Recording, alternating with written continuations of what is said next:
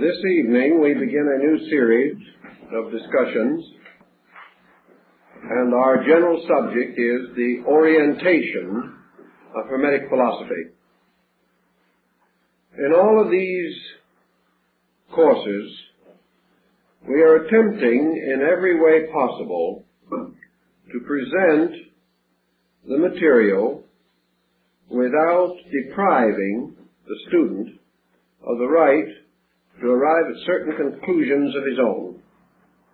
In other words, where certain reasonable doubts exist, where conflict or contradiction is present, we will say so, in order that we shall at least have solid ground as far as we can go.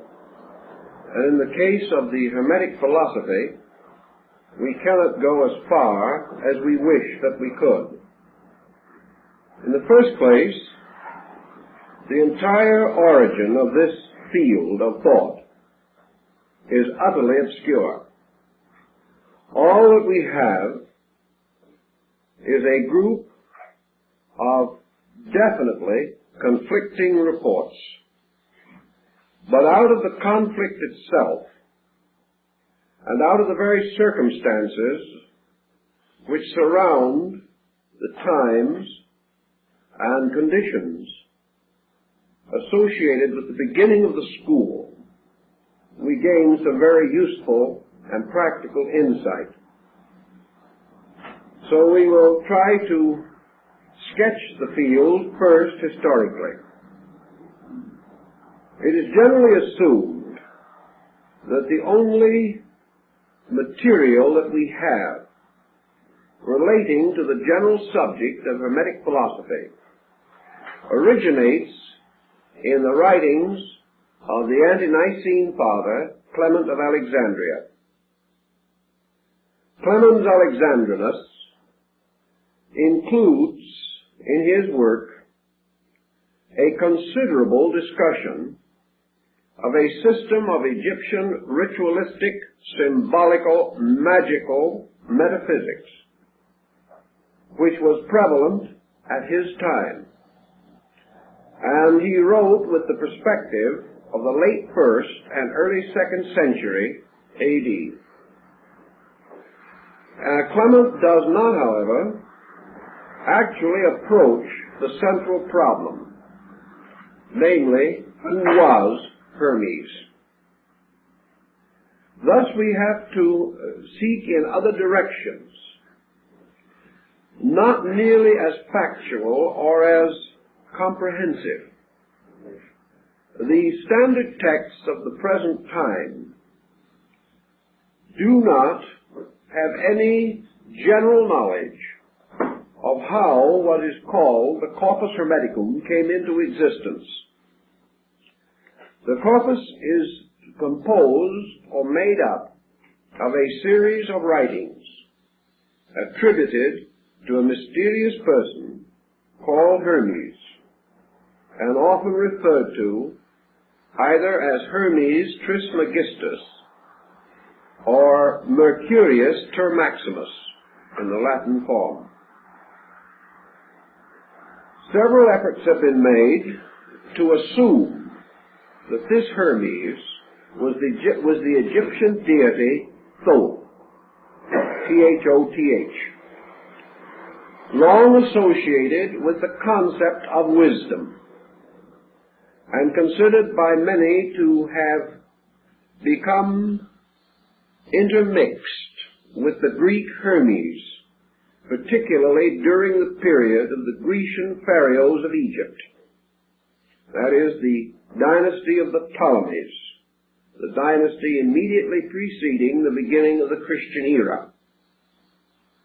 There is no evidence of certainty, however, that the Hermes of the Hermetic school was actually the Egyptian Thoth. This, however, brings a further matter. Thoth, as a deity, was worshipped in Egypt for a very long time. It would be safe to say at least for 3,000 years before the beginning of the Christian era. The question naturally arises, then, was this deity a deified human being? Did a being or creature by the name of Thoth actually exist at some remote age? The tendency now has been to suggest or suspect that many so-called deities were originally persons, and that through long periods of veneration and infallibility, a kind of deification was given to them by popular esteem. Plato declares that there were at least 5 persons by the name of Hermes in the Greek system. Therefore, that somewhere along the descent of this name, it was bestowed upon persons. Now, 2 possibilities present themselves under this thinking. The first is that the original concept of Thoth as one of the 5 elder deities of Egypt was that he was a god, and like Osiris, was originally a divine being, the basis of a general worship, at least in certain provinces and areas of Egypt. That later, this name was bestowed upon certain human beings as a title of honor or distinction. They were given names to indicate that they were Thoth-like or Hermes-like. Also, there is something to recommend the idea that early writers, recognizing Hermes as the deity of universal mind, took the position that mind is the author of all works. Therefore, that behind the human author of every product is the universal mind, who might well, therefore, be regarded as the genuine compiler, writer, or editor of the work. Thus, a work could be dedicated to the universal mind as its true author. Thus, persons in many ages could attribute their own productions, particularly those of vision and inspiration, to a deity long honored and regarded.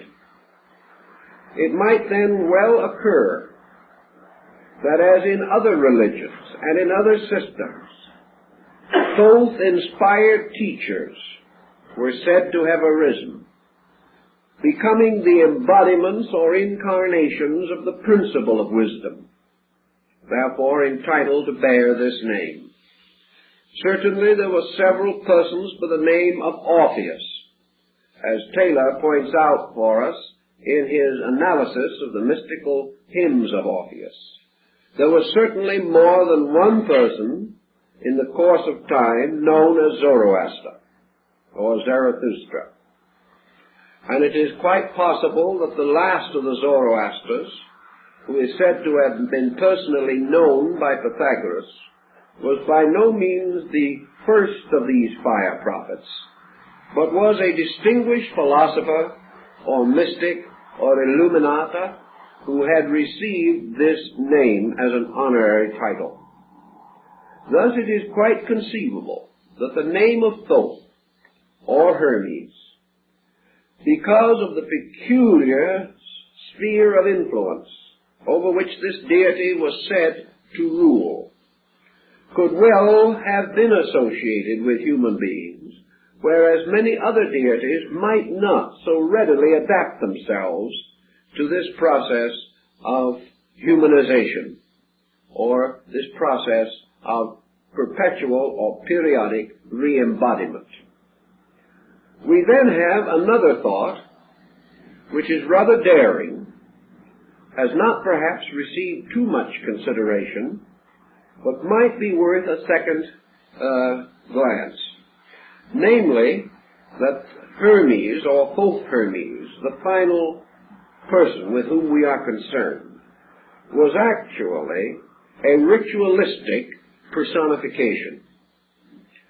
In other words, that this so-called person was the symbolic impersonation of an idea, and that with the gradual passing of time, this person became real, although no one seemed to know where he came from, who he was, or how he departed from this life.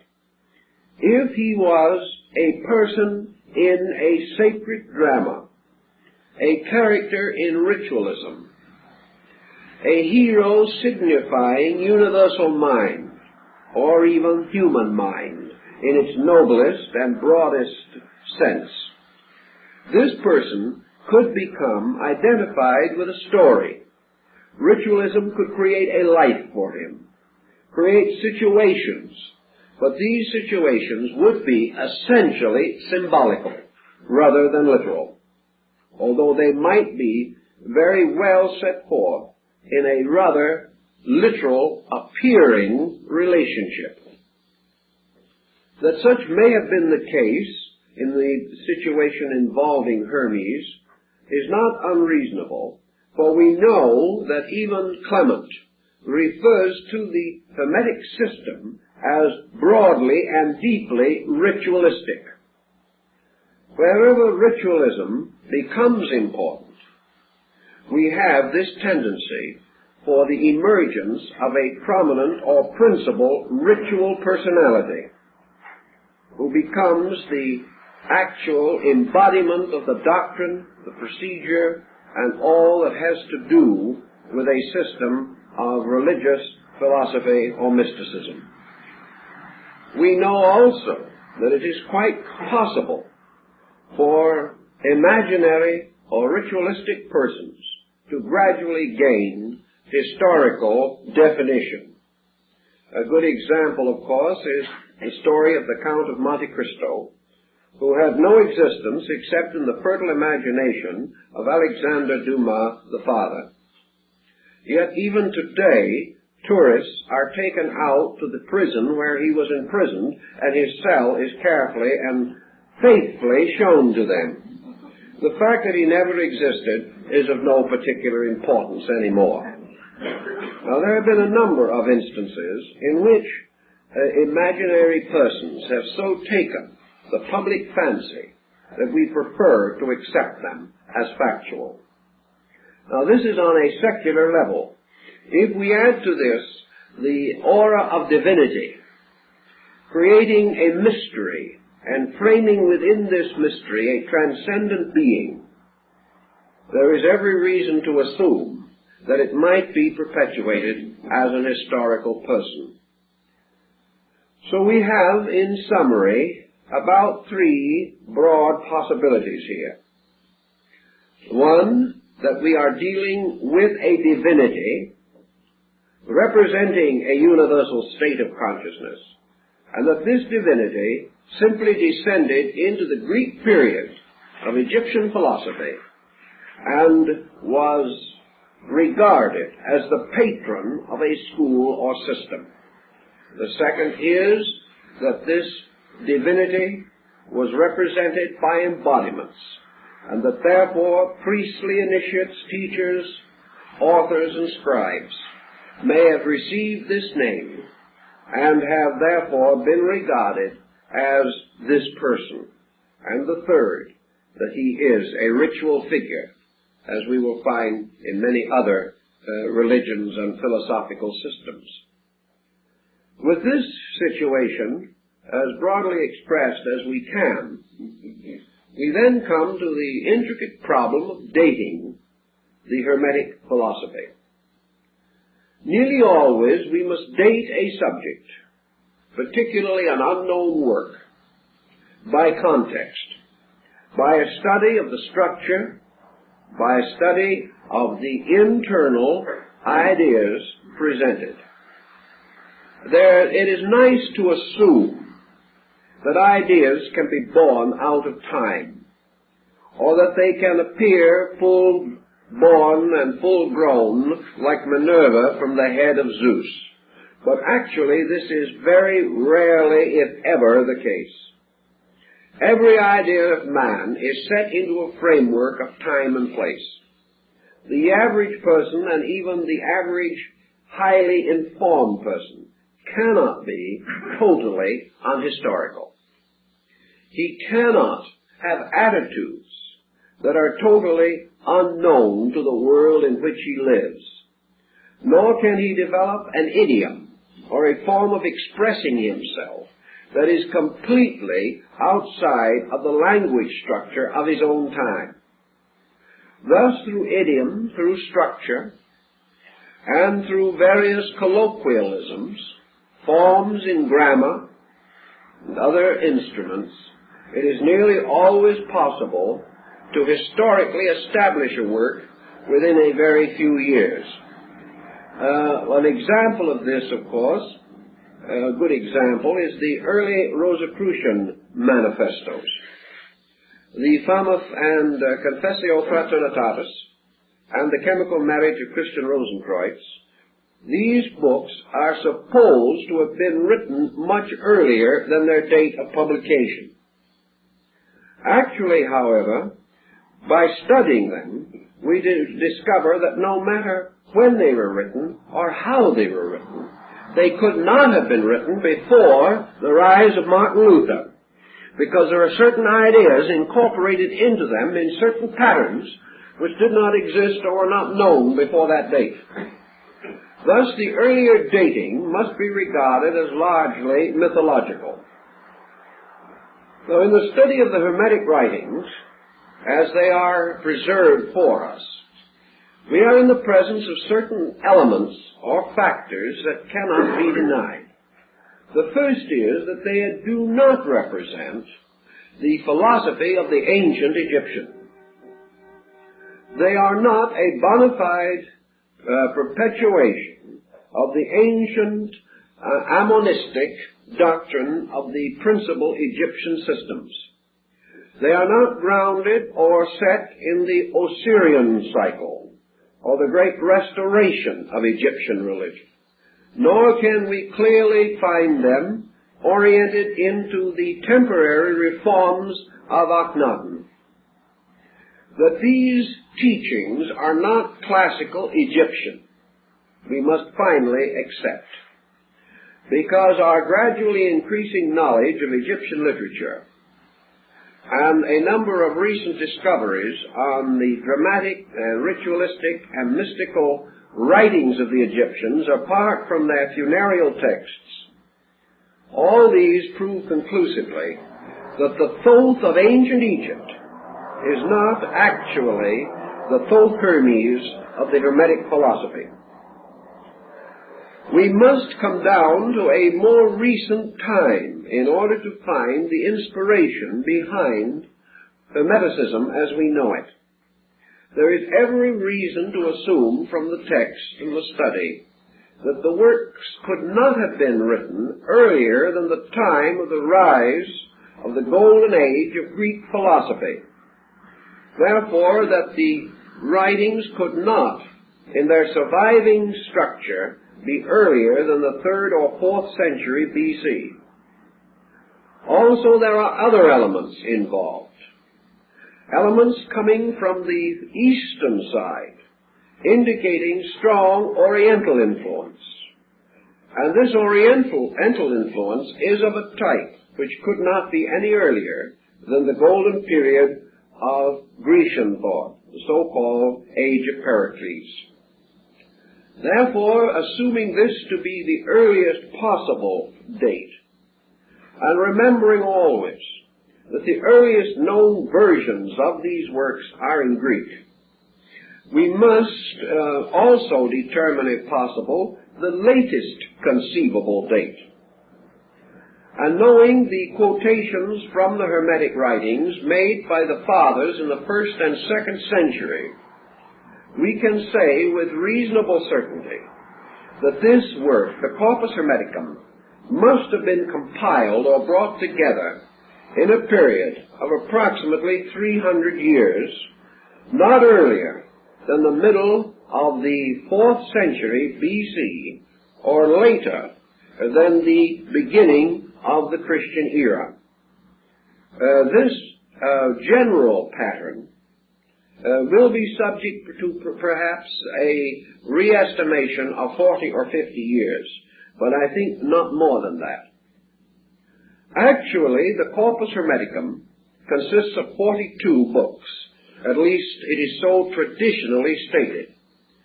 Against this is the rather bizarre background in which it is affirmed that the writings of Hermes originally included 10,000 volumes. This, I think, again, must cause us to pause and assume that probably a symbolic meaning is intended.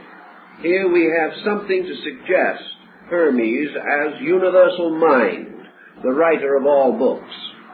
Even on this point, however, we must have a cautious attitude, because we know, in listing the books of Plotinus, who came in a little later in North Africa, that the term book was not used then just as we use it today. It was used with a bit of the Soroyan quality, which was not so well known to antiquity, because some of the books of Plotinus do not contain over 1,000 words. They're comparatively short tracts, but they are still called books. Thus, we are not sure how much actual writing might be involved in the so-called mythological library of the size mentioned. The next point is that the number 42, to refer to the so-called authentic works, is a highly significant number. It is the number of the Egyptian assessors of the dead, the jury that try the soul in the field of Hermetic. It is also the number of the provinces of Egypt. There were 42 nomes, or provinces, and that is why there were 42 assessors, one of the jurors being selected from each of the provinces or nomes and their celestial correspondences in the universe. Thus, the number 42 suggests high symbolism of some kind, and also reminds us that the phrenologists of the 19th century, for some reason quite unknown, decided that there were 42 faculties of the human brain. Again, a number appearing which seems to exhaust certain intellectual processes and reflexes within the human intellectual equipment. So we have to be a little cautious on this point, sensing the possibility that we are dealing with an allegory or a figurative concept of some kind, possibly even Kabbalistic. The next point in connection with it, of course, is that up to the present time, very few of the so-called original works of Hermes have been known. We will in a later discussion go into these books, but for our orientation problem, we might say that up to now 42 works are not known. The principal work that is known today is the Pyamandres, or the Shepherd of Men. Outside of that, there are other short fragments, but the Corpus Hermeticum contains nothing resembling 42 books. Early writers came to the conclusion that it never did. But now we must also pause for a moment and mention the Kennebuskian find at Luxor in Egypt in 1946, when the discovery of a Gnostic library about 30 miles from Luxor also included within this collection of books several Hermetic writings not previously known to exist. This opens the door for the speculation that it is possible that 42 works did exist at one time, that there was a reason for this selection, that it was not entirely arbitrary, or if it was arbitrary, it was a division set up within a group of writing in order to indicate some important sequence or symbolism involved in the work itself. Today, the term Hermetic is perhaps more loosely used than any other in the field of philosophy. We may say that after about the 2nd or 3rd century AD, this term became gradually the synonym of secret. Anything that was completely sealed, completely hidden, completely locked, was regarded as hermetically contained in some way. And we still use the term to signify a sealed vessel or retort. Actually, as time went on, the term was used in connection with practically every system of unorthodox thinking that developed in the Mediterranean and European theaters from the 3rd century to the 17th. Now that is a long period of time. The word was thrown around and variously applied and misapplied for nearly 1,400 years. During this time, it certainly wandered far afield. A very large literature involving it arose upon alchemical speculation. It even became involved in medicine and in astronomy and in mathematical formulas of one kind or another.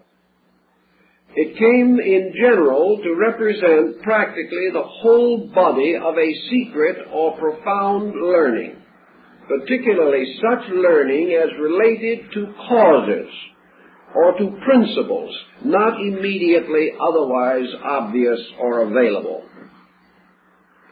From this we must come to the conclusion that today it is exceedingly difficult to differentiate between the layers and overlayers of speculation which have developed around this theme. If we study the period most involved in the rise of Hermetic philosophy, say the period from the 3rd century BC down through and into the 1st century AD, this period certainly stands out as a period of extraordinary mental activity. It also stands out as the beginning of the rise of sectarianism as it had never previously been known. And we must pause for a moment to analyze this because I think it is important to us. Our ancient forebears in the North Africa Mediterranean theater usually had their own local religions. They had the religions of their provinces and of their cities and communities. Usually the city or community faith was based upon that of the larger geographical area involved. When a nation conquered another nation, it conquered the gods along with mortals, and brought its own religion which superseded that of the people that had been conquered. Thus there was very little actual change of faith due to sectarianism. People were not inclined to say, I prefer to worship this way, and you can worship that way if it pleases you. You worshipped according to the land in which you lived. And if anything happened and your land changed proprietors, then it was assumed that if your gods were not strong enough to preserve the country that they governed, then it was a good idea to change your gods and join up with the conquerors, and at least be on the right side of the situation.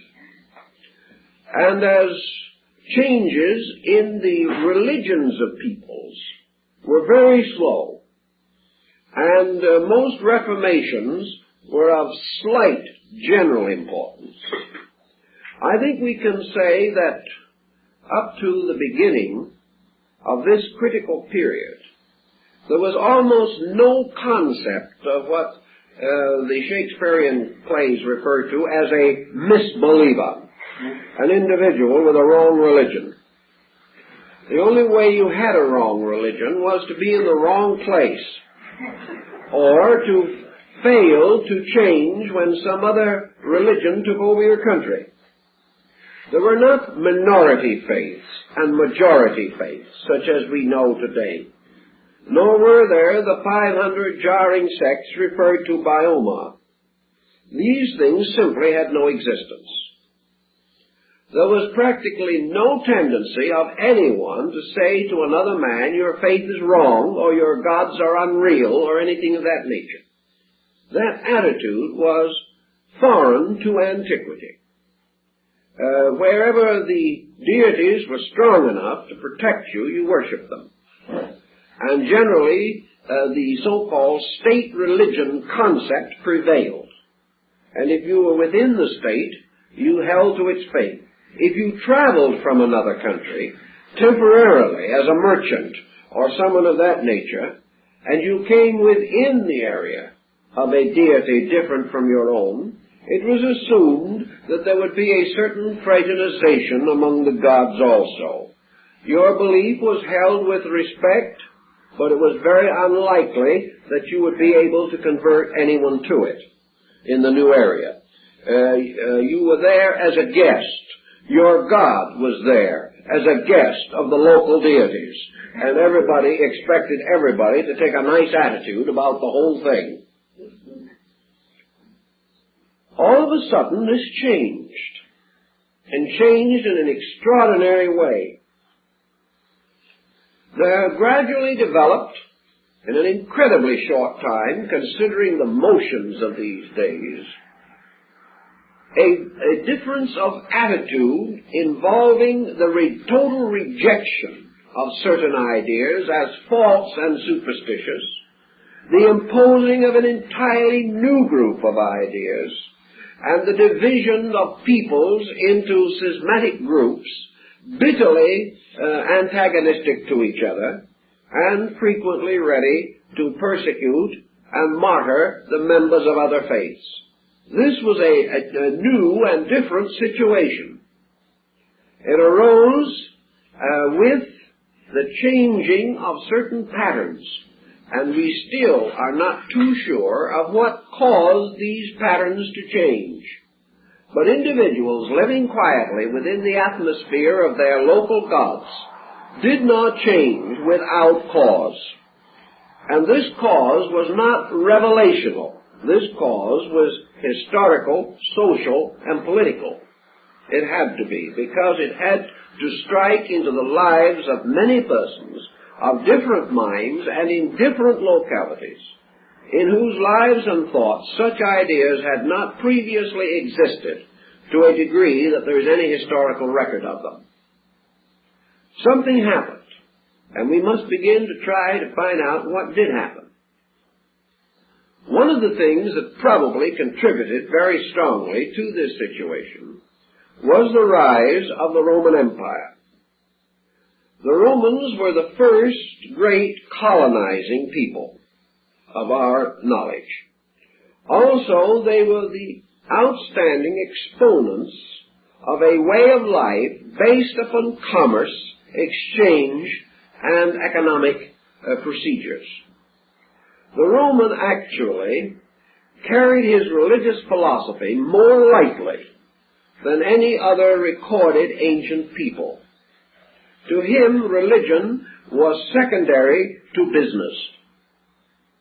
Of course, it's quite incredible that such should be the case, and we can hardly imagine it, although we're in exactly the same spot today. The Roman had his religious services, and he had his prayers, but he was perhaps the first man to pray for the inconvenience of his competitors. He very definitely invited the gods to work a hardship on anyone he didn't like.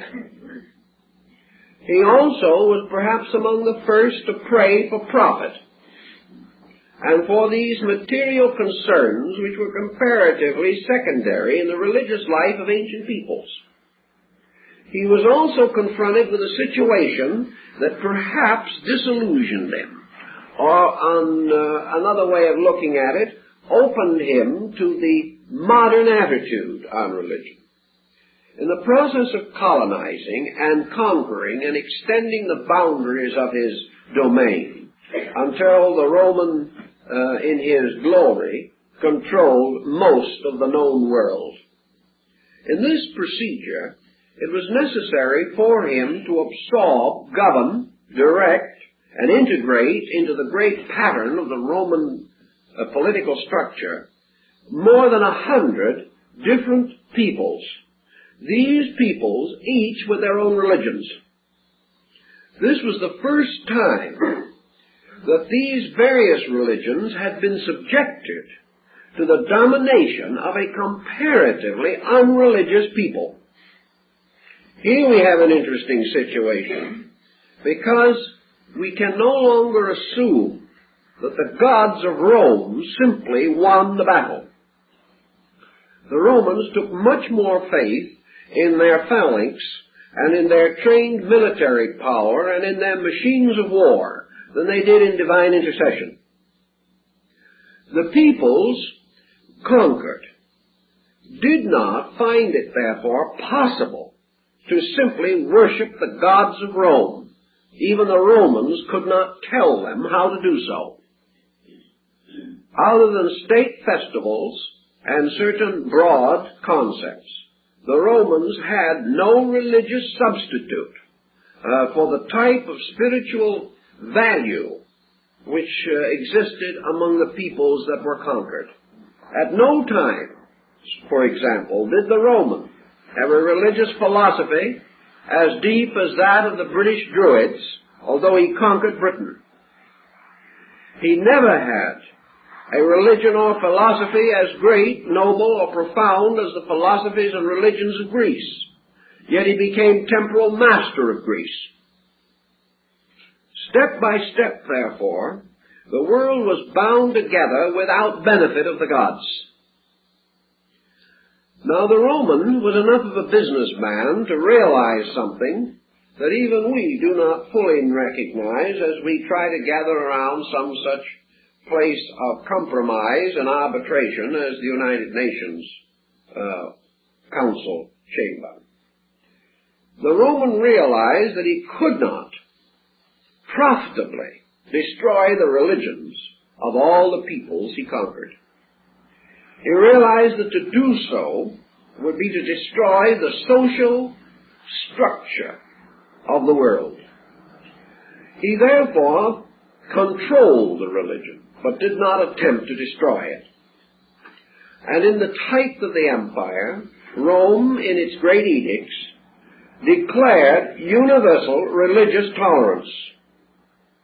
And at the time of the great Roman Forum, which was really the common ground of the empire, temples to many deities of many races and of many nations stood side by side with complete immunity from persecution. The Roman did not care what you worshipped, as long as you paid your taxes and kept out of treasonable activity. He did not care what your religion was, as long as you did not attempt to discredit the economic, political, military, or social power of the Roman state. Therefore, nearly all religious persecution in Rome was the result of groups or individuals attacking the Roman way of life. As long as they did not do this and simply maintained their interest in their own affairs, the Romans were not inclined to persecute in any way. And the proof of that is that nearly all of the great religious and philosophical teachers of the period at one time or other drifted into Rome, had schools there, and taught publicly without any interference of any kind. They taught many doctrines strange to Rome, but they paid their taxes and kept out of politics, and all went well. This, however, presented for the first time a situation that had never existed in our general thinking. The world, the Roman world, had the spectacle of many gods meeting on a common ground, the temples of many faiths, and to a certain degree, this proximity must have influenced Roman thinking. It must have caused the Roman and later the members of other peoples that came to Rome for one reason or another, to do for the first time what you might call religious shopping. They began to look around. Instead of simply worshiping the conventional deities of Rome, they learned that a certain teacher was particularly outstanding, so they went to him. We know that because of their attitude, the Roman intellectual would go to the great teacher of rhetoric regardless of his gods. That made no difference. But we can be quite certain that an outstanding master of rhetoric or philosophy, addicted to other deities, would certainly involve his students in his personal philosophies and religions as time went on. So we have the possibility, which did not previously exist, of the average person weighing gods against each other, trying to observe the relative values of things, and coming to the conclusion that this was deeper than that, or that was more shallow than this, and the possibility arose of the individual saying, I believe this philosophy or this theology is better than that. Previously, such comparison was comparatively impossible. This arose also in the building of Roman philosophy. And when we study the works of the principal Roman philosophers, as Marcus Aurelius Antoninus, the Emperor Julianus, and Cicero, and several of the other outstanding men of the time, we know that they were all eclectic philosophers. That is, they showed definitely that each one of them had trotted from one temple to another and had gained something every time he stopped. And out of this religious circumambulation of the forum, he had come to a new kind of philosophy, with a bit of Egyptian, a bit of Greek, a bit of Persian, and perhaps a few vestiges of old Roman lore, and a kindly thought for the Druids, or the Mithraic teachings, which became the principal religion of the Roman legions. During the period of the conquest of Britain, for example, the Roman soldiers were not even worshipping the Roman gods. They were worshipping the Persian Mithraic deities. The image of Mithras slaying the ox was the principal symbol, and the Roman soldiers left it in England by a little stream, and because of this statue it was later called Oxford, and there the great University of Oxford was built, being built upon a monument or in relation to a monument of a Persian god placed there by Orthodox Roman legionnaires. Now you begin to see that we're in what might be termed a polyglot situation. Rome made possible, in fact made inevitable, that discriminating persons who previously probably had never visited far from their own lands were now able, within Rome itself, or in Alexandria under Roman control, or in Athens under Roman control, or in Antioch under Roman control, or Ephesus, all of these great polyglot centers being then Romanized politically, that they could go to these centers, or living in them could enjoy extraordinary educational and cultural opportunities.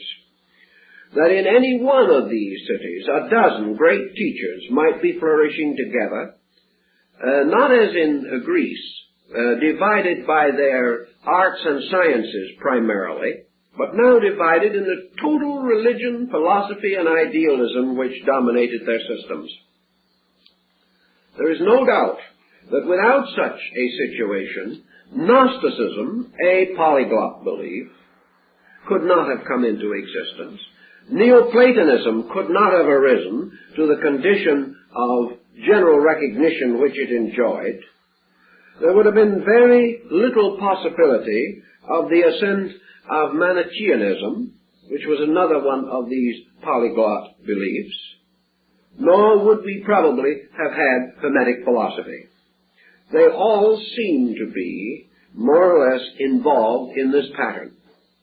We also find rising in areas under general broad Roman influence, such as Judea, the rise of the Essenian cult, later the Kabbalists, and in North Africa the Jewish sect of the Therapeutae.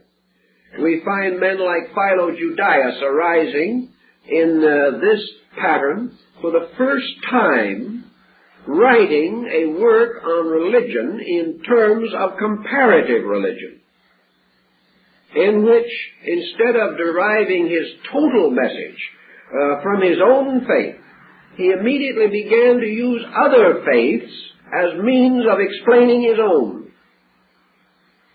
This situation may be said to have broadly existed just at the critical period that most interests us. Nor can we overlook the fact that Christianity rose at precisely the same time, and that Christianity, as a structural faith, bore witness within itself again of a highly complicated intellectual, moral, aesthetic background, a background in which from the very beginning Christianity stood out against, for instance, the background of Orthodox Judaism. Here we have a faith emerging by a strenuous reform. Here we find this faith spreading almost like wildfire, extending through a highly conditioned society. Had Egypt, with its old gods, had its old impregnable position, had the ancient deities of Greece been firmly and completely dominant, and had the Latinized Greek gods of Rome had the strength and domination and complete authority that they had in the times of Numa, or even in the period of the first Caesars, we could not have imagined any polyglot or heterodox faith spreading through these areas without an immediate reaction that would have almost exterminated it. Instead of that, we find it reaching people who are already inquiring, who are already a little uncertain, who are already disillusioned in something. The great note of Judaism of the time was disillusionment. The ancient gods of Israel had not preserved their people from the tyranny of Rome or the tyranny of Herod. The old vows had been broken. The punishment of deity was upon a delinquent people. All these explanations, man's moral effort to avoid or evade the inevitable fact that as a sovereignty he had been defeated and enslaved. All this turmoil, all this increasing doubt, the power of Rome took away from nearly all these other peoples the absolute faith which they previously had in their own deities, and gave them no immediate transference of that faith to any other group of deities. And gradually out of this confusion appears to have arisen a kind of intellectual individuality, perhaps best represented by your eclectic philosophy. These people simply, as we said, went shopping intellectually. And they bought a little from this store and a little from that mart or shop. And they built together a philosophy based upon experience, justified by personal favor, and perhaps containing a beautiful assortment of partly digested inconsistencies, as in the very beautiful but not maturely organized meditations of Marcus Aurelius. This perhaps is the answer, by a rather long roundabout road, but one that almost has to be covered, to the rise of the Corpus Hermeticum.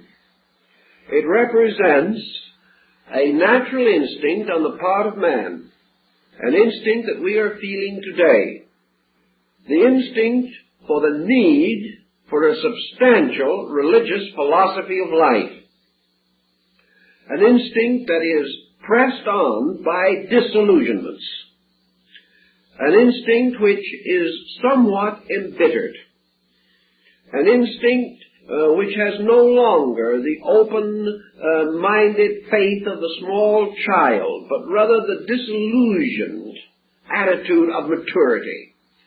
No longer this willingness, this readiness to believe all good things, but a certain suspicion, a fear that all pretenses conceal ulterior motives, or perhaps the continual fear of being hurt again, of further disillusionment involved in spiritual conviction.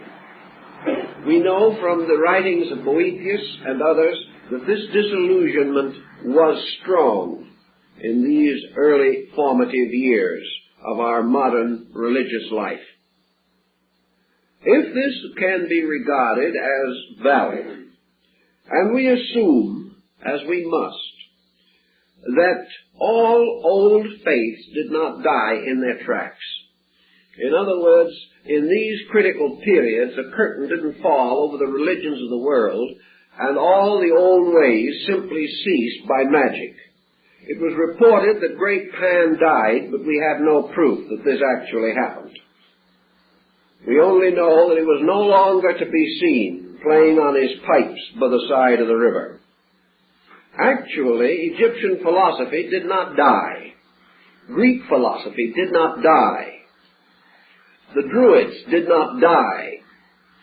They were perpetuated in England in the bards. They were perpetuated in all the later mythology and lore, such as the Arthurian cycle and the legend of Taliesin. All the old ways lived on, but they lived on with certain modifications and changes. And in many instances, they flowed together to form new combinations which lived, and the original patterns were no longer entirely distinguishable.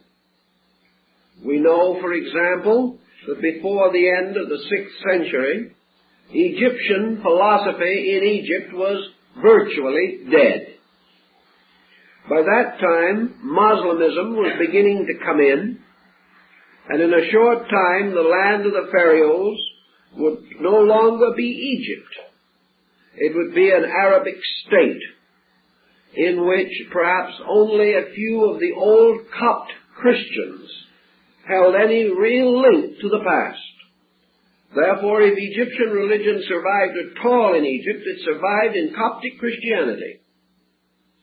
And we have reasons to know that this is quite essentially true, for there is much evidence of the survival of Egyptian religion in the Greek Orthodox, the Russian Orthodox, and the Armenian Orthodox churches.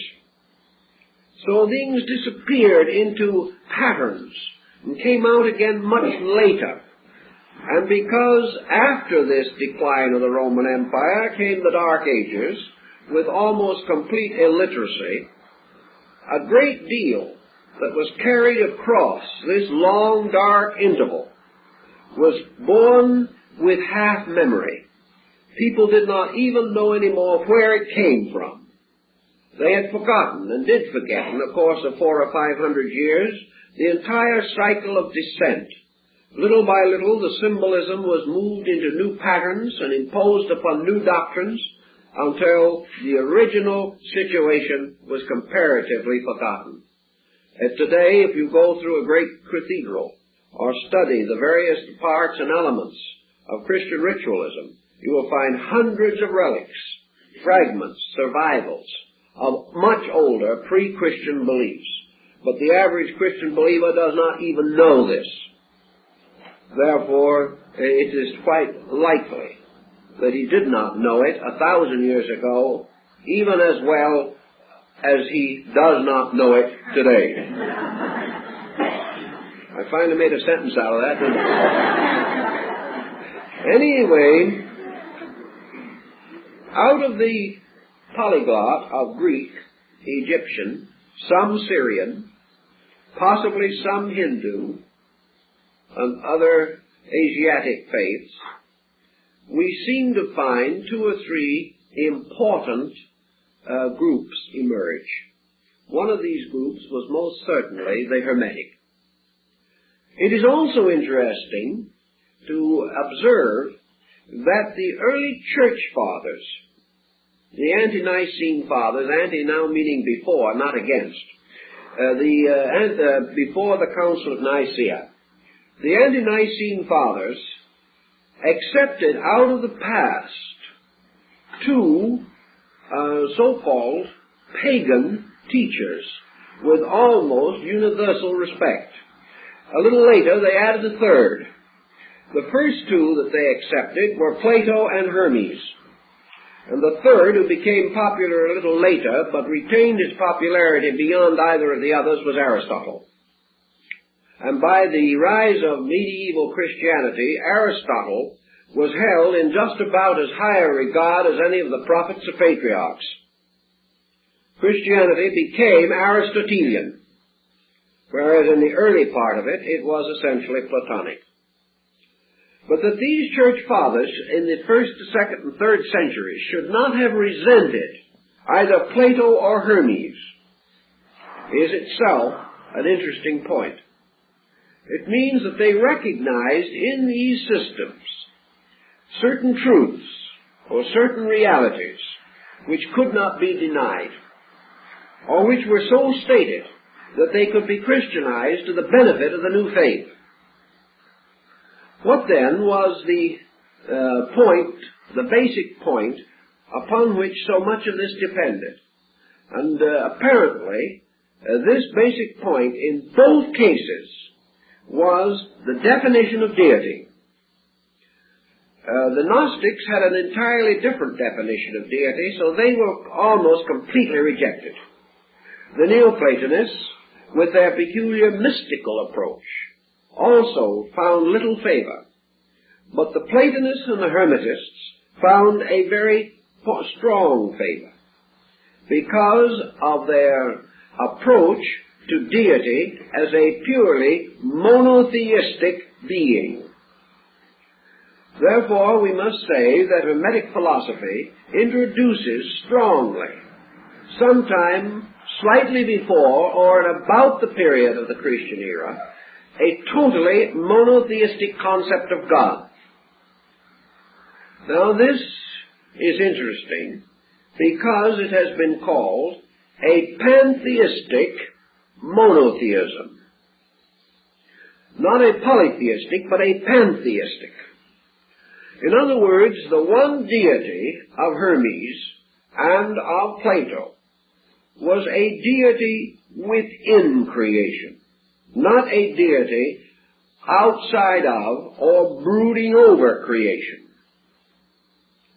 The attitude of Hermes is the same as the attitude of St. Paul, the God in whom or in which, and we are told that probably the original of the New Testament statement was also in which we live and move and have our being.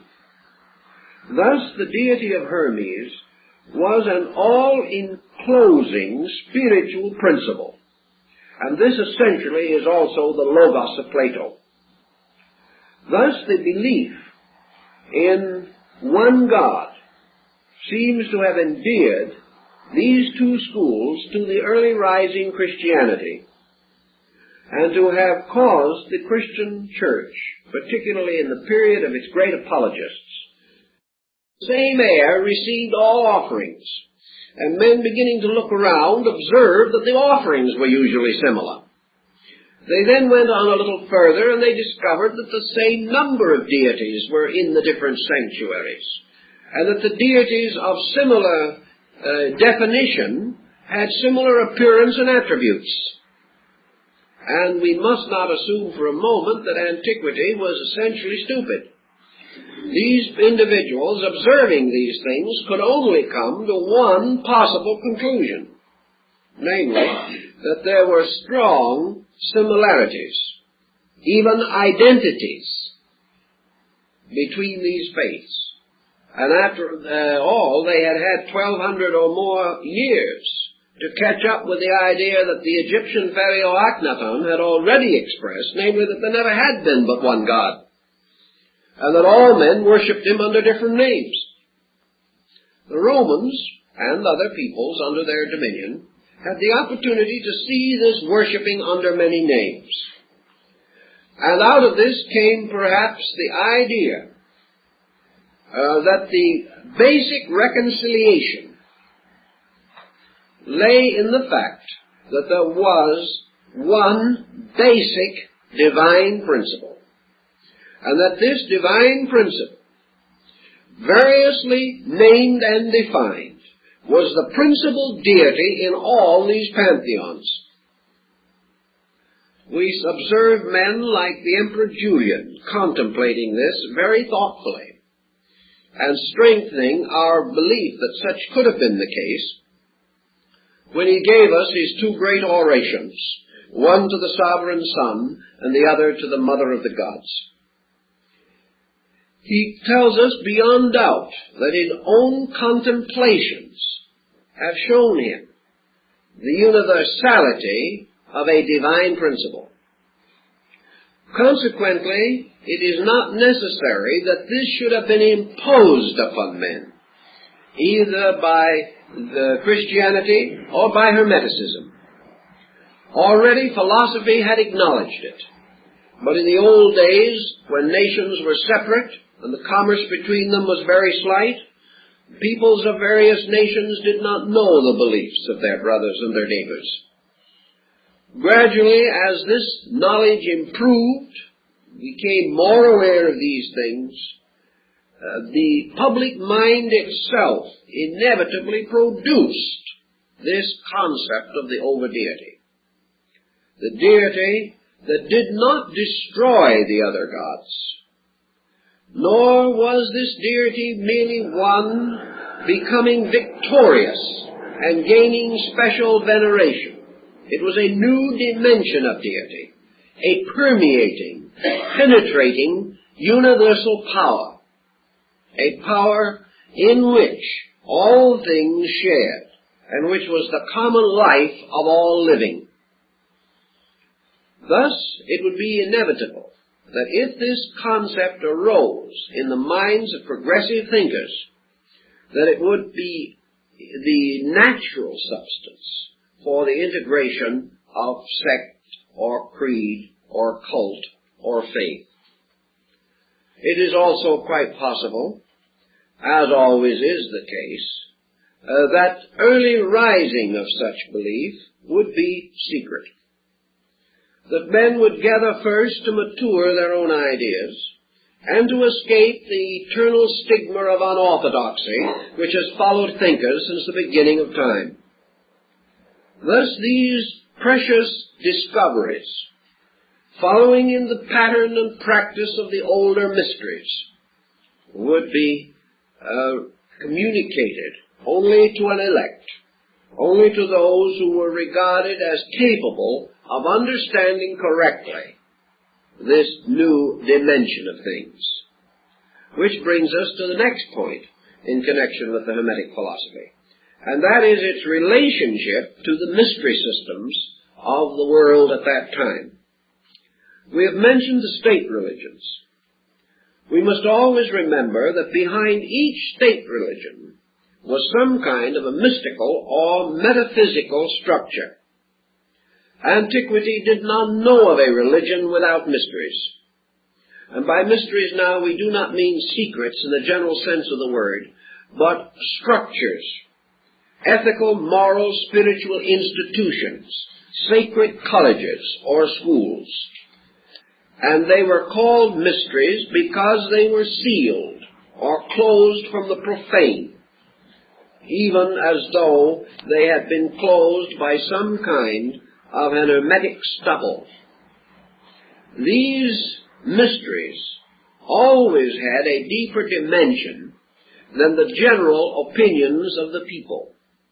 As far back as the 6th century, when Pythagoras traveled throughout the Near East and the southern parts of Europe and finally into Far Asia, he came back fully convinced that in their esoteric schools all the great religions of the world were already teaching the same thing. The average person hadn't discovered this, however. Perhaps we can suspect that the confusion resulting in the collapse of the outer structure of religion of many of these peoples, threw a great and sudden weight upon the esoteric schools. And these esoteric schools were not essentially theological as we know it today, and therefore they were not quite as vulnerable as the so-called popular religions. These so-called esoteric schools were actually institutions of higher learning. And even though you might lose faith in your deities, you could not deny the multiplication table. You could not deny the value of herbs and medicines in healing. You could not deny the secrets of bone setting. You could not deny the motion of the heavenly bodies, nor the secrets of navigation. You could no longer perhaps accept certain beliefs, but you were still leaning heavily upon jurisprudence, which was originally taught in these temples. You were leaning very heavily upon the laws and canons of art, of sculpture, and of music. All the great scientific knowledge, which was originally dedicated to the gods, and was disseminated through the schools of these gods, this knowledge did not die with the popular faith. Thus, the esoteric schools, or the mysteries, perhaps came forward more rapidly after the decline of the state religions. Men now had a new level of value upon which to pin their faith. And it is quite possible that it was at this time that the gradual shift from a spiritual to a scientific way of life actually began. And as it took thousands of years to create the philosophical religious systems of the ancients, the last 2,000 years has been largely dedicated to the shift from the theological foundation of exoteric religion to the great mystery sciences of esoteric religion.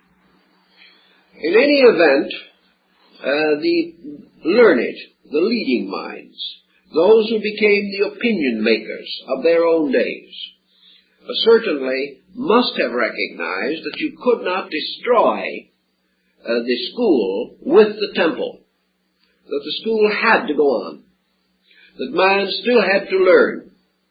The increasing dignity of the school is expressed in Neoplatonism, Gnosticism, and Hermetic philosophy, and to a degree in the Essene and Therapeutae doctrines, certainly in the Kabbalism of the early Jewish mystics, rising from Rabbi Akiva, who belongs to this same critical period and is just about as difficult to orient as any of the others. All of this seems to show that the universe began to emerge as a great wonder of law. We no longer hear of the gods walking around the earth, concealed as mortals, or riding away into heaven in chariots. We no longer see winged immortals flying in space. We hear no more of nymphs and hamadryads. These things vanish.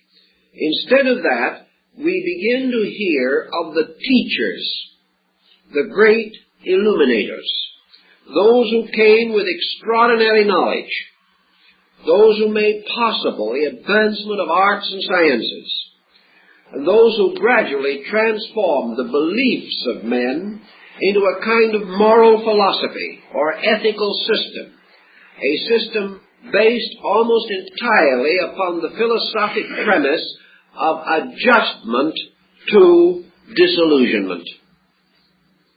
Philosophy is actually man's reconciliation with the inevitable. And in that we see it emerging. We see it coming more and more into the foreground. And we find men like Hermes, or beings like Hermes, no longer simply telling stories and fables about the gods, or writing hymns about deities, or perpetuating the powers of arbitrary deities. We find Hermes and these others beginning to talk about structure, about the universal law of living.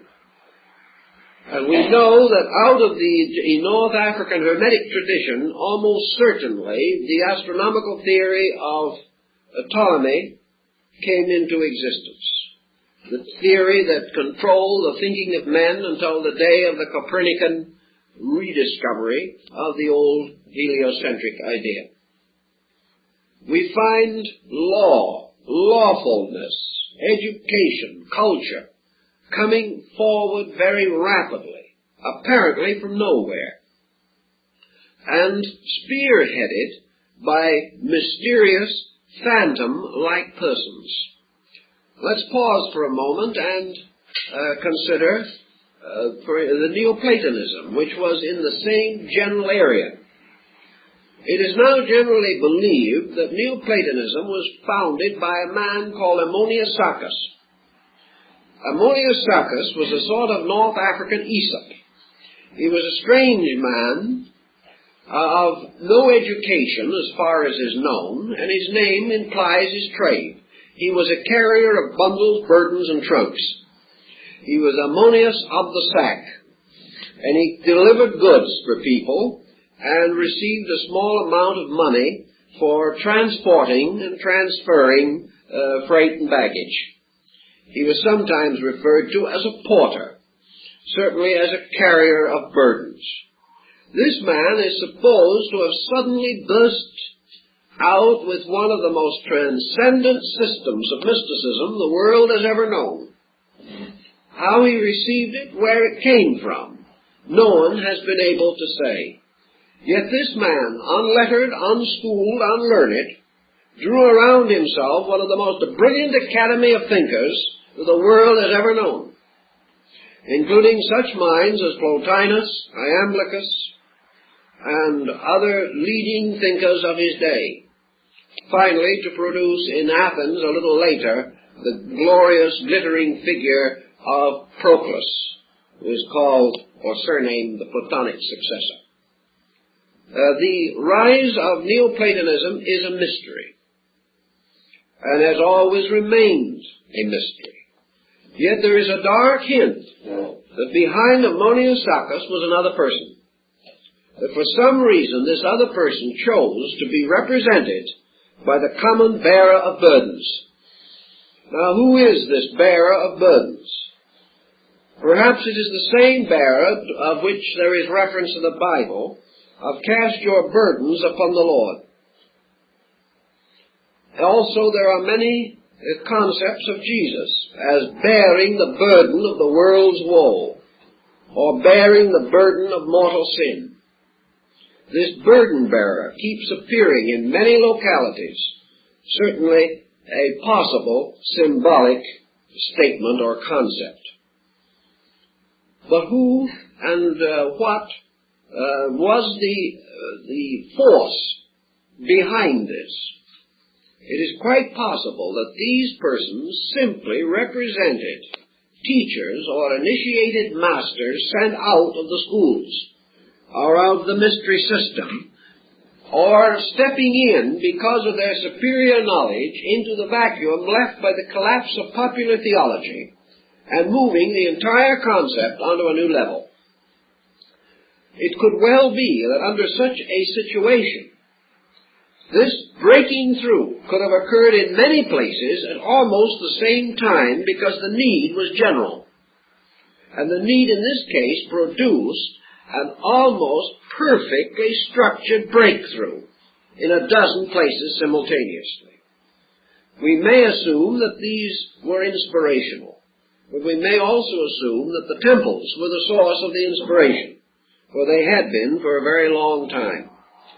Furthermore, as soon as this breakthrough occurred, as soon as the world in general began to think scientifically, philosophically, cosmologically, and to begin to use the instrument of symbolism with a certain intuitive apperception, the moment this breakthrough took place, the mystery schools vanished.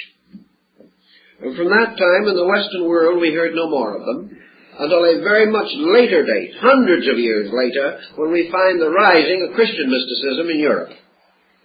But probably 1,000 years passed, and the great institutions of Eleusis and Samothrace, the ritualistic temples of Memphis and Luxor, Karnak, the great temples of Egypt, particularly Memphis of the White Walls, all these disappeared. We find, for example, that with the rise of Christian mysticism in Syria, the Essenes disappeared, and no one has the slightest knowledge of what happened to them. They vanished. The moment the breakthrough took place, the old schools that had been the custodians of the lore and had only accepted candidates under oath and obligation, the schools vanished. The one possible solution to this is that once the arcana, or the secret of the schools, the knowledge which they had so long religiously guarded, became public, their own existence ceased. Because you cannot maintain a secret that is out, nor can you initiate people to gain a special knowledge which they can gain without it. The level that these schools represented then moved into society to become an objective, recognized system. In the hundreds of years that followed, we have the building upon these foundations, because this revelation of laws was a pretty tremendous thing, and it brought out foundations that could not be immediately exhausted, nor fully built upon. It has taken centuries to build upon these foundations, even as far as we have today. And without the knowledge of the Greeks and Egyptians of 2,500 years ago, modern man would never have advanced his knowledge of electronic or atomic energy, because he is actually making his calculations with the instruments that were given to him by the Greeks, Egyptians, and Arabs.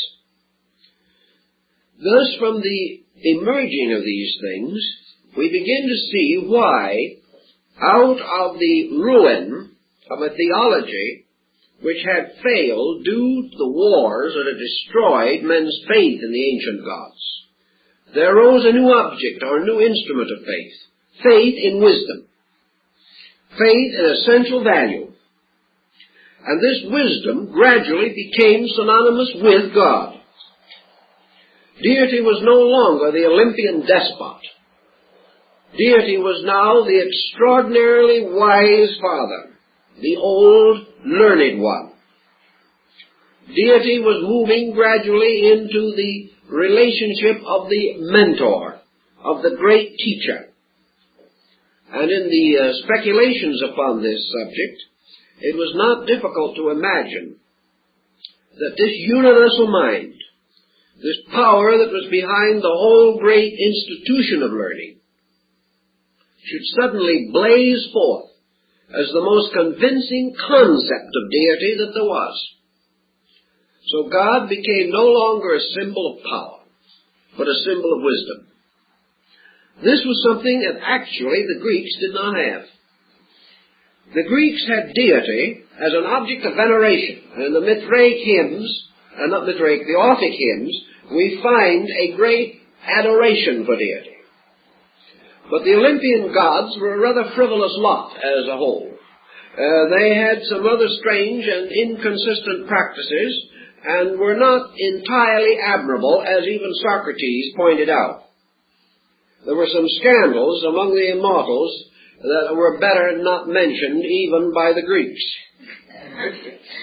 Some of these scandals, rather well whitewashed, have descended to us in Bullfinch's mythology of the Greeks and Romans. Whatever scandals, however, were whitewashed by the Greeks were revealed in their full splendor by the Romans. And it was not the state religion. It was the great school of philosophers rebelling against it. Not rebelling against the gods, but rebelling against the literal acceptance of doctrines which they held to have mystical or secret meaning that made possible the rise of Pythagoras and Plato. Because it was the duty of these men to refine and improve and deepen and broaden the concept of religion. That men should realize that these fables were actually stories of secrets and wonders that could only be fully understood by those who had been initiated into the sacred colleges and rites. And that then in these schools the keys were given by means of which these fables were unlocked in all their internal splendor. A man could begin to appreciate the greatness of the things which he had once regarded as frivolous.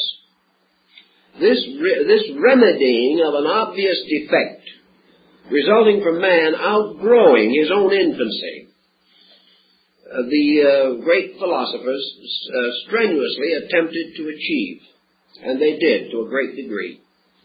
Gradually the world caught up with them, and these philosophical systems that were once for the few became increasingly significant to the many. Now this tremendous rise of intellectual rebellion against limitation brought also with it a certain inevitable reaction. We find, for instance, a very interesting thing, that as soon as the public mind began to be highly philosophy conscious, the philosophers gradually became mystics. The leaders departed from this pattern also, and began to emphasize a purely theistic, intuitive approach to deity. It seemed as though they instinctively realized that intellectualism would run the whole thing into the ground, finally. That men substituting mind for God were going to fall onto the horns of another dilemma. They were going to gradually grow great with pride. They were going to worship their own thoughts. And they were going to adore the products of their own mind, and they were going to lose the basic intuitive power which comes only from humility. Thus, even at the beginning, you see the struggle taking form that was finally to emerge. The philosophizing and the revelation of certain great secrets from the temples could no longer be stopped.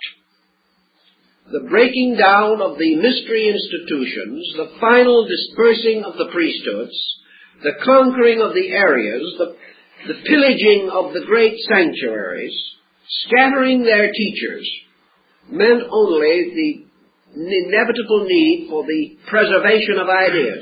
And the only way to preserve them was to throw them into the very public mind from which they had once been protected. Because only then could the common man be the keeper of the mystery. Otherwise it would have died with that generation. But no sooner had this occurred than it became obvious that a great danger was also presenting itself. And this probably was the one great surviving, preserving factor that threw a number of these early important leaders into the Christian camp. Here was an important control or directive against the rising of the wisdom principle to the point of mental arrogance. Here was humility. Here was a simple doctrine of human relationships.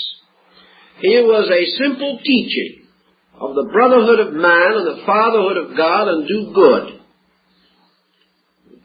Serve, love, have faith, and practice the virtues. This coming into conflict with the revelation of exact knowledge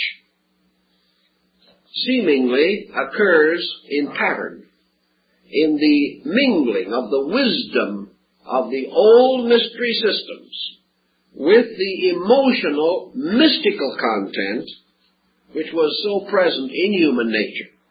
And these mingling produced the heresies. They produced the conflicts which mutilated the first 6 centuries of the Christian era. Here then we had the beginning of the schismatic difficulties. We had the wisdom principle and the love or emotion principle drawing apart, trying to build a bridge, each attempting to absorb the other, each determined to preserve itself against absorption. and finally, in many instances, parting as foes, and each going its own way, deprived of the most valuable of all factors, that which would have been reconciliation, the bringing of these things together, so that we could have had an enlightened love, and we could have had a truly spiritualized, human, idealized wisdom. The dividing of these two groups has never been completely overcome. But the mind, being by nature a dominant and inquisitive instrument, has continued to dominate and has continued to lead man into intellectual segregation ever since that time. Until today, mind dominates practically every attitude and action of the human being. Our Hermetic problem, then, seems to deal with the breakthrough in North Africa of certain secret instructions. We know that the priests of Amun-Ra, those who wrote the rituals of the dead, those who gave the ancient Egyptian Amunism, and later the Osirian religious cult, those who swung their censers before the altars of the great old gods, these priests, with their chants, their rituals, their rites, and their ceremonies, were not the builders of the pyramid. The builders of the pyramid were mathematicians, masters of geometry, deeply versed in astronomy, possessors of exact sciences. These exact sciences, therefore, moved behind the surface of Egyptian religion. And Dr. Preston pointed out that he told me one day that he was convinced that the Egyptian hieroglyphics have at least two different methods of being read. One being a sacerdotal language, a language of priestly process, and the other in some way related to the mystery systems. Dr. Preston was convinced that behind the surface of Egyptian religion was this great wisdom cult, the cult that produced Imhotep, the father of medicine, the cult which made possible the building of these great monuments, and also the gradual regulation of the laws of Egypt, until Egypt became probably one of the most magnificently integrated cultures in the history of antiquity. These things were practical achievements, achievements that could only have arisen from adequate knowledge. The people did not possess that knowledge. The Egyptian lived and died without it. The rulers of Egypt, although initiated into the priesthood, did not always possess it. Actually, it was held by a group, an organization, a secret body of persons. And this secret body perpetuated itself by rites and ceremonies, as described by Plutarch in his Mysteries of Isis and Osiris. This breaking through in Egypt seems to have given us the basic principles of Hermetic philosophy, because these principles deal with certain things, the true nature of deity. The true nature of deity, here interpreted as the eternal mind, which brings all things into existence by the power of thought. Thus, Thoth, thought, Hermes, Mercury, gives us the concept of a world that exists in the divine mind, a projection and manifestation of the eternal thinker. And he tells us that the world is the non-eternal thought of that eternal thinker, that all things are supported on the warp and woof of thought, Thoth. For our word thought comes from his name. This being, therefore, which is the creating power, creates by will, creates by the exercise of secret attributes. This deity is not a highly glorified Louis XVI. This deity is not the Zeus of ancient Greece, nor the Jupiter of the Latins. This is a mystery God, a God without form, of which all things are the form, a God without dimensions or proportions, but containing all dimensions and proportions within its own nature, a God of 7 powers, which are 7 arts and sciences, and a God ruling by the inevitable motion of its own being, and this motion absolute law. When we begin to see this, we begin to see that we are escaping from most of the type of thinking that wrecked antiquity. We are moving forward into something, and we do not know how it was concealed as long as it was, but that it appeared spontaneously in many areas, and that it is intimated by men like Pythagoras and Plato, who were initiates, to have existed, intimated by Apuleius and Plutarch, to have existed, referred to arcanely by Cicero and Seneca, known to the Emperor Julian as the result of his own initiation at Ephesus, and appearing again in the apocalyptical writings of the New Testament.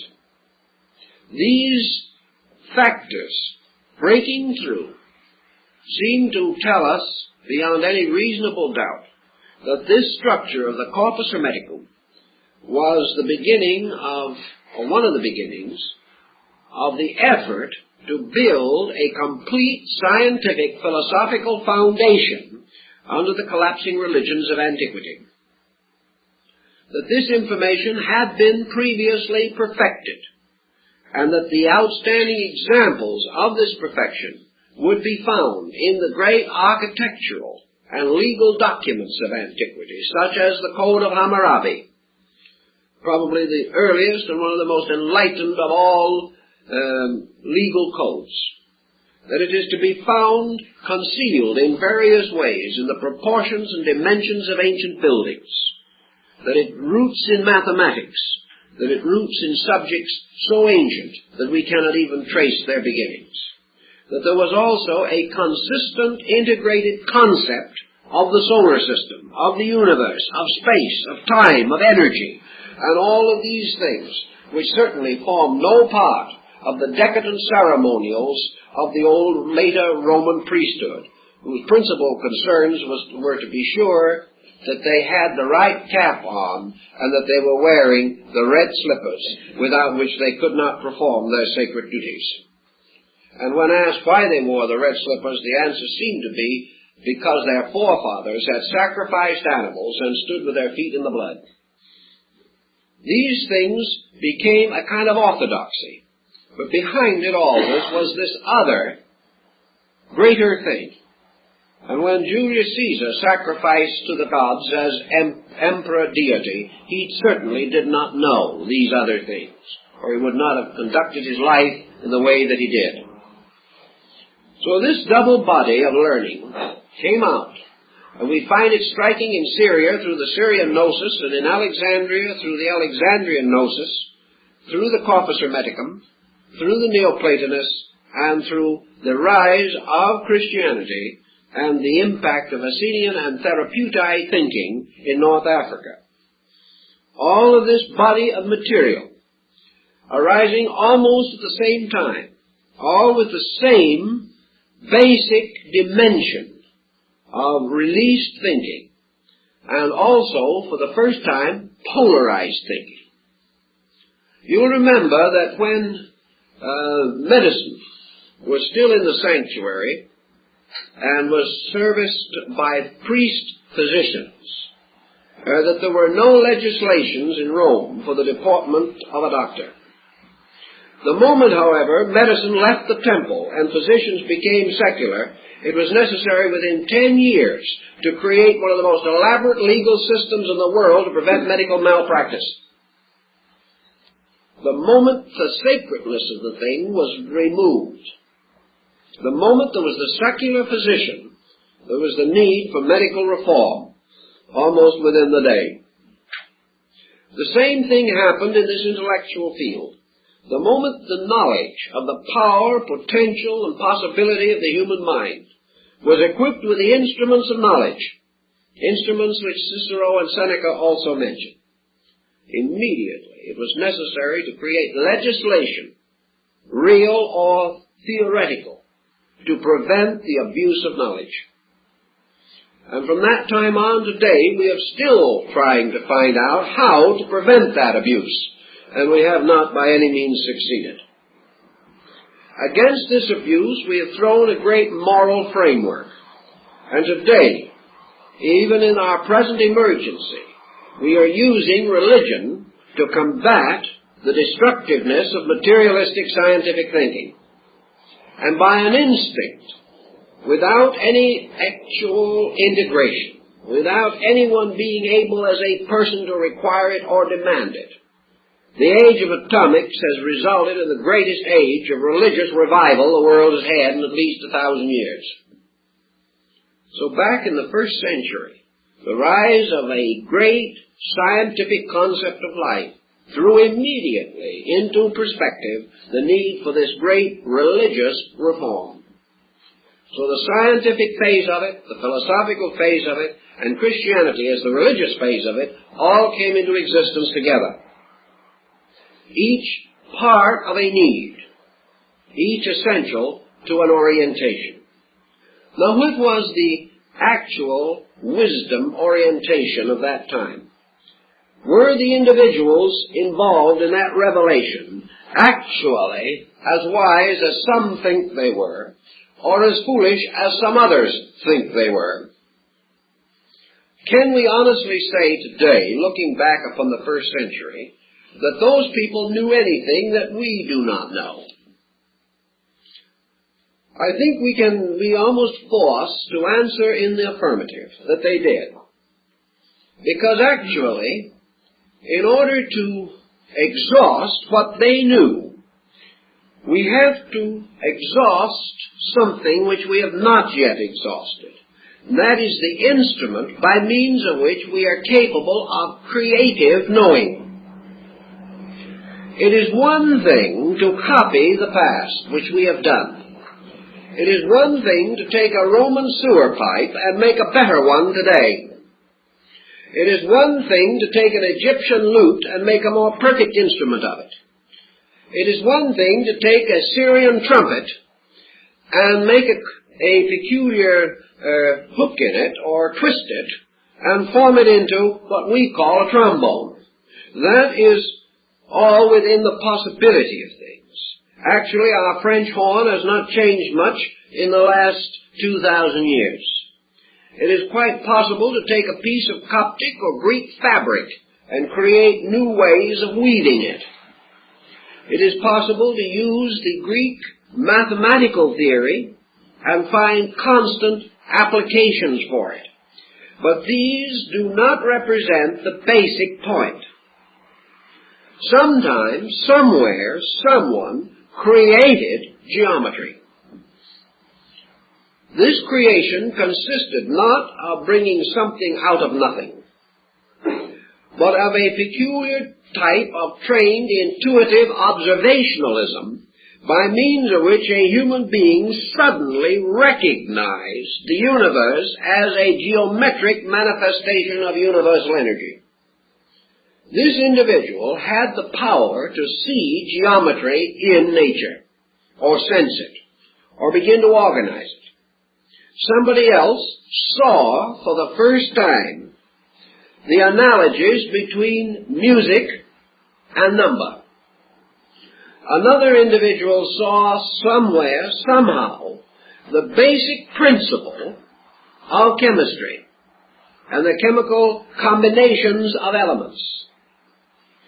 Somewhere there were basic thoughts. The basic thought of the 47th proposition of Pythagoras, or the Euclidean proposition. Study your ancient contributions in astronomy, geometry, music, rhetoric, grammar. Somewhere these things had perhaps not a fully developed emergence, but a series of creative impulses by which that appeared which was not previously available. We have not exhausted antiquity until we have reached a point where we can create knowledge, rather than merely extend existing knowledge. When the individual of today can create something as absolutely independent as arithmetic, he may then say that he has a creative power to exhaust and has exhausted the previous contributions of his people. But as long as he merely uses arithmetic, he has lacked that tremendous creativity which is the basis of the wisdom of antiquity, the power to be the first to know something.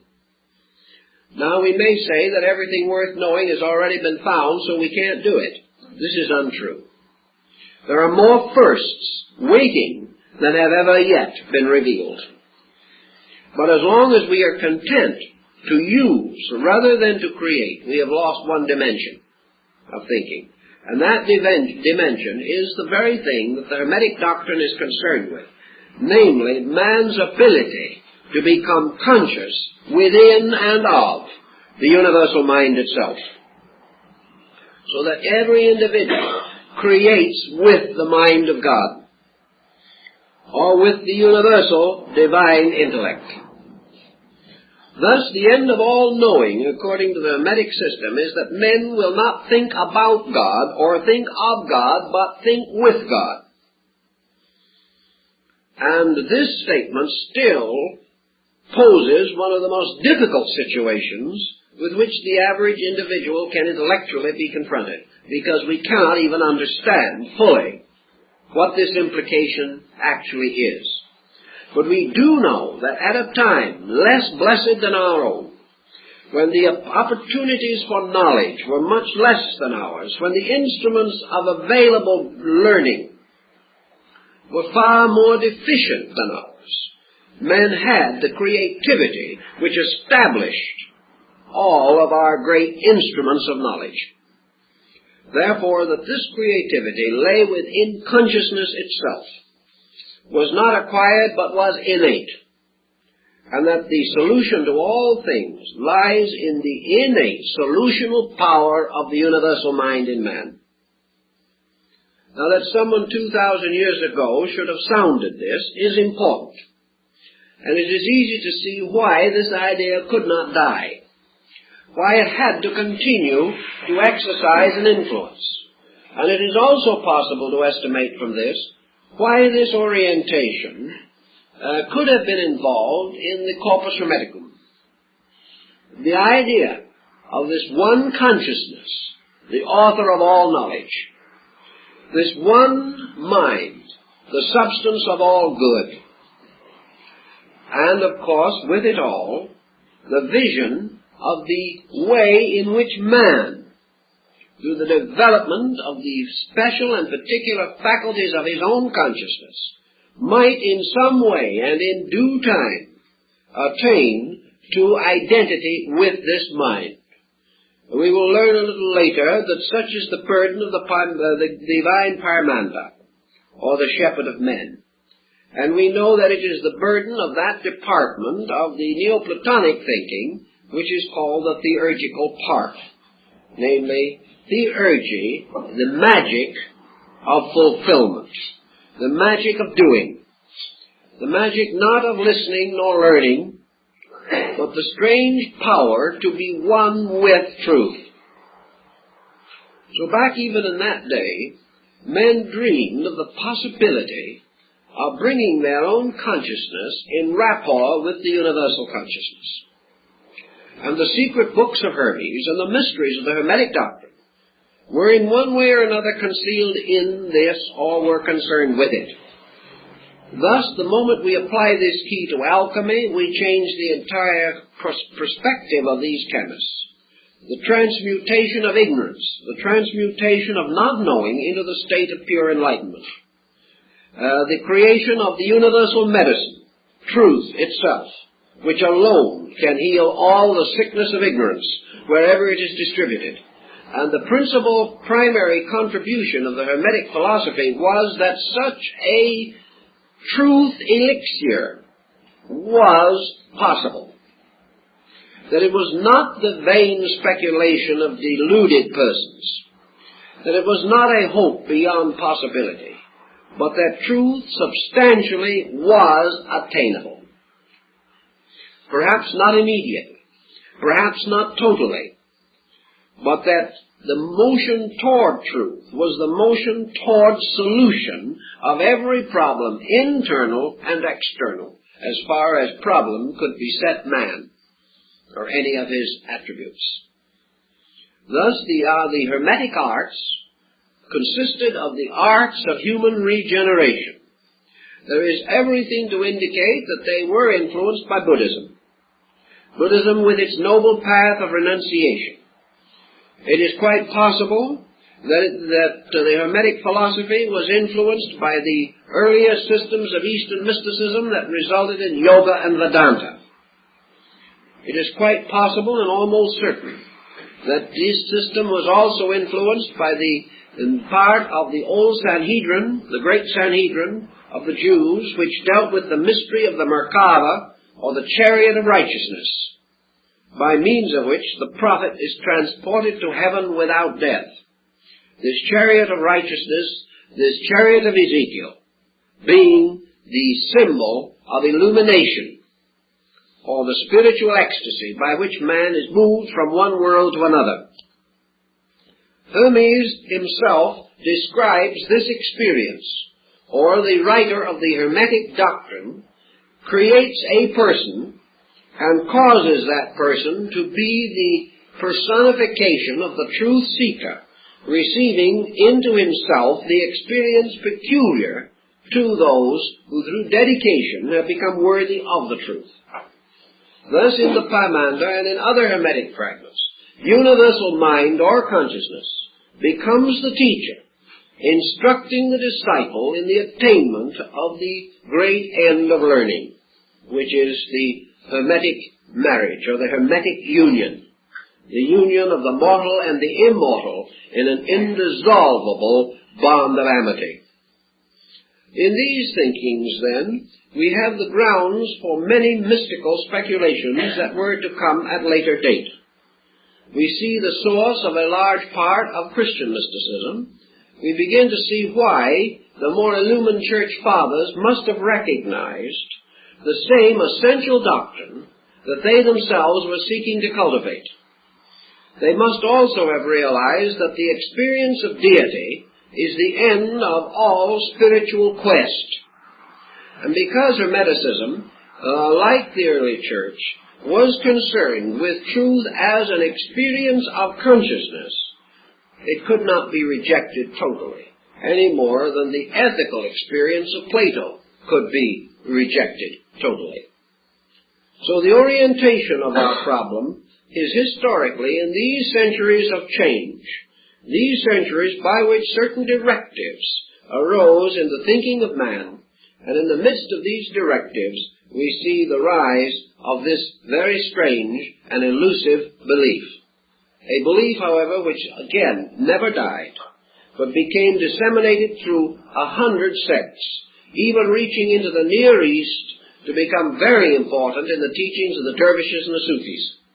Thus this teaching moved in and on through time, losing its name after a very short time, but never losing its directive to the individual or its positive affirmation of the exact science of human illumination or redemption through the spiritual experience of illumination.